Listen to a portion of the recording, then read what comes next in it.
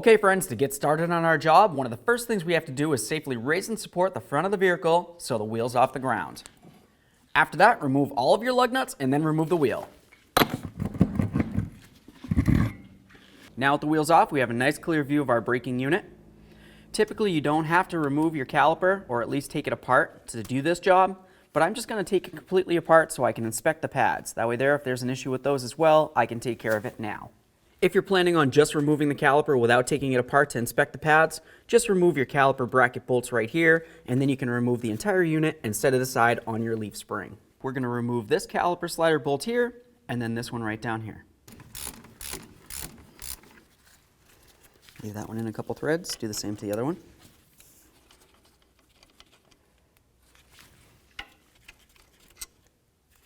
Now the next thing that I'm going to want to do is go ahead and push back the caliper pistons that are in here. You're going to have two of them. There's one right here, and then there's one located over here. To do that, I'm going to come right inside this area here and just apply a little bit of pressure. This is going to help push in the caliper piston.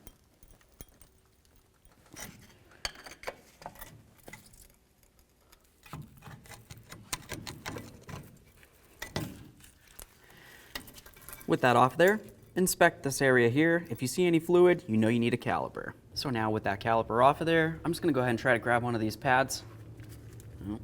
Nope, they're frozen in there. That's a good reason why you want to take your caliper apart instead of just taking the whole bracket off and setting it aside. We're just going to continue on to knocking them out of there.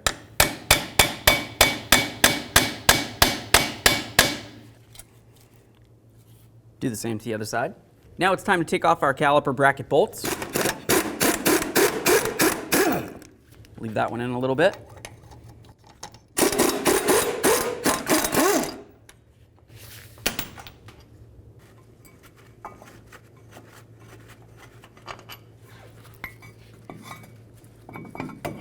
Remove your bracket. Next, it's going to be time to remove your rotor.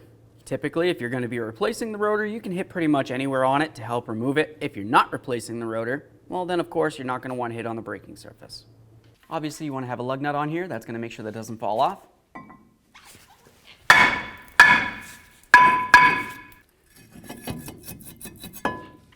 Now the next thing we're going to do is remove all these bolts right here so we can remove our locking hub.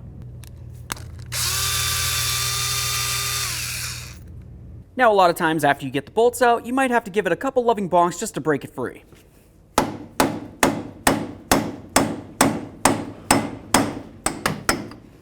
There we are. Let's set this aside. Now that that's removed, let's continue on by removing our locking clip. I'm just going to get underneath this edge right here. The hardest part's getting it started. Once it starts coming out, it should come out fairly easily. There we are. Now behind that other clip, you're going to find a secondary clip. Let's go ahead and do the same thing for that one.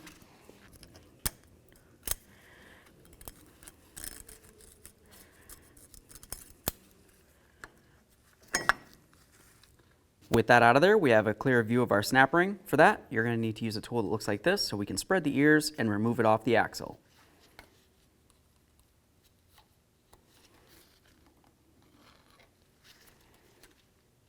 Behind that, there's some washers. Let's go ahead and get those out of the way as well.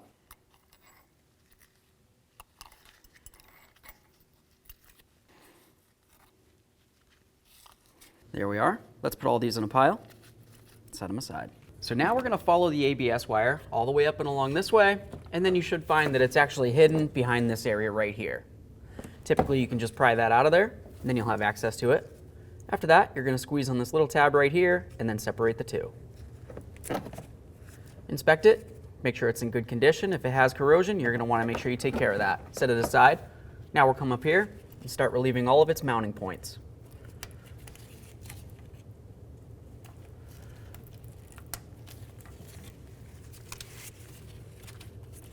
Should be another one on there. And then of course we've got our bolt right here. So now we're going to remove the outer tie rod end from the knuckle. To do that, remove your cotter pin.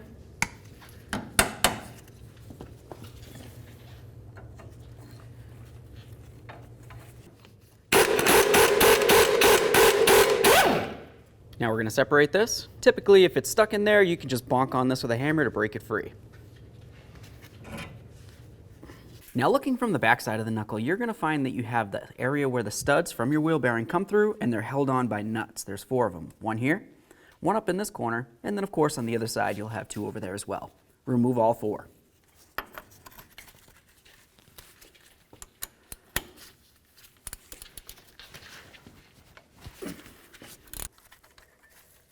There's one. Okay, with all the nuts out of the back side of there, I'm going to turn this like this, and we're going to start separating the bearing from the knuckle itself.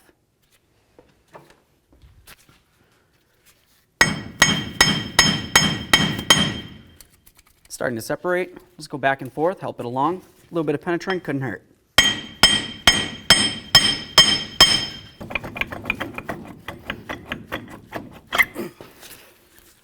There it is, friends. Let's continue on by cleaning out this area here. We want to get out any of the debris that we can. Let's move along to cleaning up this outer portion here where the bearing's going to rest against. If any of your studs came out with the nuts, then you just need to remove the nuts from the studs. Use a vise. Okay, so we're getting to the point where we're going to get ready to install our brand new wheel bearing. But before we can do that, we need to install our 4 studs. On each one of the studs, it's a good idea to use some red thread locker. We'll go ahead and put it on one end of each of them. Now let's take the side that we added thread locker to. We'll start them in and bottom them out. Once you have them all bottomed out, we need to take 2 of our existing nuts.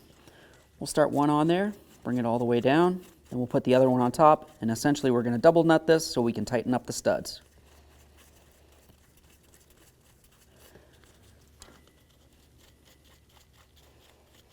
Now I'm going to hold the bottom nut, snug up the top one. Once you have both of them on, continue on by snugging up the stud. Now once we have one tightened up, let's continue on to doing the other 3. Once you have all of your studs in, continue on with a little bit of lubricant and just go right along your yellow seal.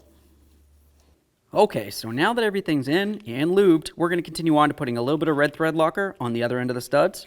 And then of course, let's get this out of here. With that out of the way, let's continue on by sliding this on. Watch out for your ABS wire. Slide this right in. Now I'm going to use a rubber mallet.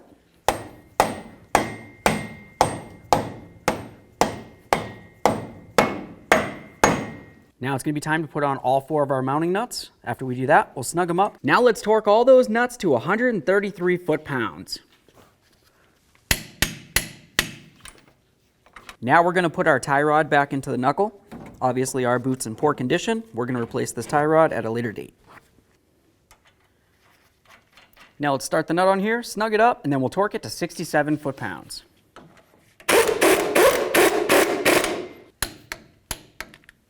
Put your cotter pin in there, and then pin it over so there's no way the nut can come loose. Now it's going to be time to secure our ABS wire. We have our bolt. Let's go ahead and slide it through the ABS wire just like this, into the knuckle. Let's snug it up.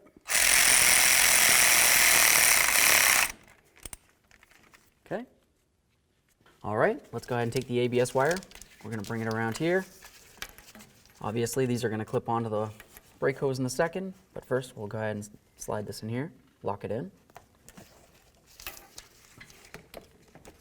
Now we're going to come to this end, connect this in as well. Listen for a click, give it a nice tug. Now you want to make sure that this is secured on the back side of your wheel well. Now it's going to be time to put this back together. Obviously the flat disc here is going to go up against this. We'll take this one, slide it in there. 2 shims, slide that in as well. If it seems as though your axle is pushed too far in, you can just come from the back side, give it a little pull. That way there it exposes the area where your snap ring is supposed to be. Once the snap ring's in there, I'm just going to use a screwdriver, go around it with a couple loving bonks all the way around, just to ensure that it's completely secured. Typically what you would want to do next is add some sort of lubricant to this inner portion, something along the teeth area here, and then of course the area on the axle itself. Typically you just have to spin this until it slides right in. Now we've got our 2 clamps. We have the one that goes around several times, and then of course the locking clamp. We'll do the one that goes around several times first. I'm just going to spread it out like this. You can start one end in and then just work it all the way around. Now let's get this one in here. Just going to start on one side. I'll hold it into the groove, then work it around. Just double check to make sure that it's completely inside the groove. You don't want it falling out. Now it's going to be time to get this back on here. We're going to line up our holes with the holes that are on there.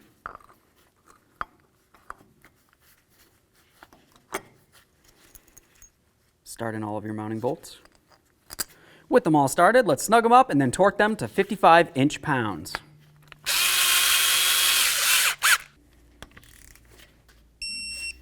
It's a good idea to make sure you clean down the mating surface of the backside of your rotor that's going to be up against that bearing. Let's apply some copper never sees along the hub mating surface.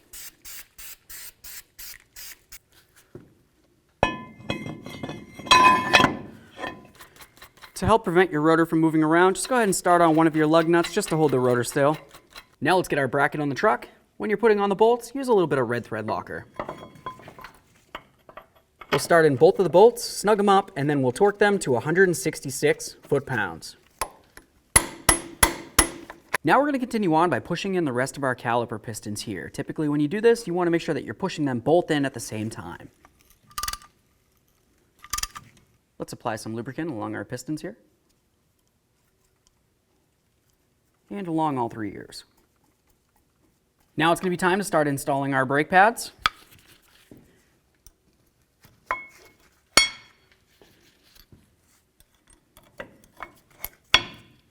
After you have your pads in there, we're going to continue on putting these on. You're going to notice they have a couple little tabs. Those tabs fit into each of these little holes. Do one up along the top here. Just be careful because the purpose of these is to spread the pads. So of course, once you let it go, they're going to want to kind of separate. Hold them together.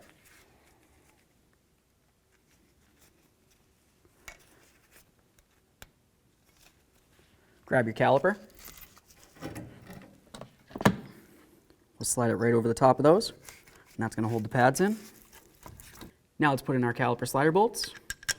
Once again, a little bit of red thread locker, couldn't hurt. Once they're started, snug them up, torque them to 42 foot-pounds.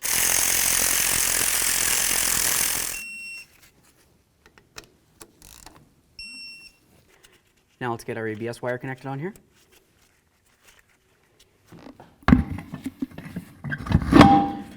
Now we're going to get the wheel on here, start on all of our lug nuts, get the wheel back on the ground, and then we'll torque the lug nuts to 165 foot-pounds. With the wheel on the ground, let's get to torquing it.